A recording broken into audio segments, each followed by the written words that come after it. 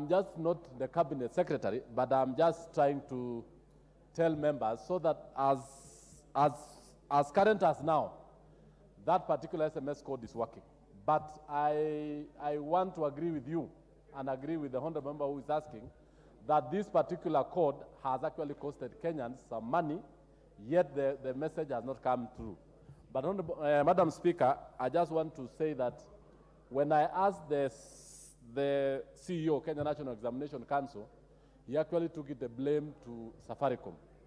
But I told him actually the best thing is for him to give us a statement on the same issue, and he agreed that he's going to bring a statement on that particular issue next week. Thank you.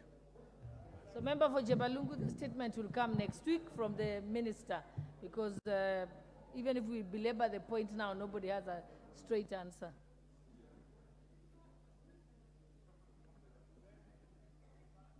Yes, whose hand is up there next to Irene Mayaka?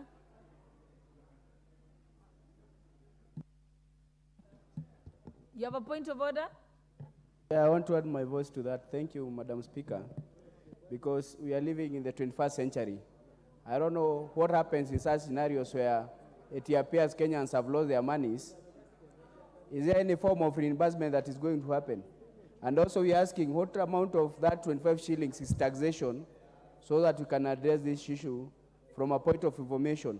Or was it a scam, or is it the government or the ministry trying to rob Kenyans through these schemes? Thank you.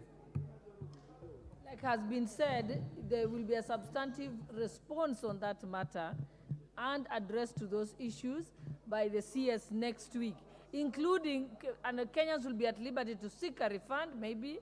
Let's wait for it. Let's proceed. Honorable members, Honorable Bowen, you are simply just, because it doesn't matter how much we speculate here. We are talking to ourselves because there's no one to respond to it. Yeah, so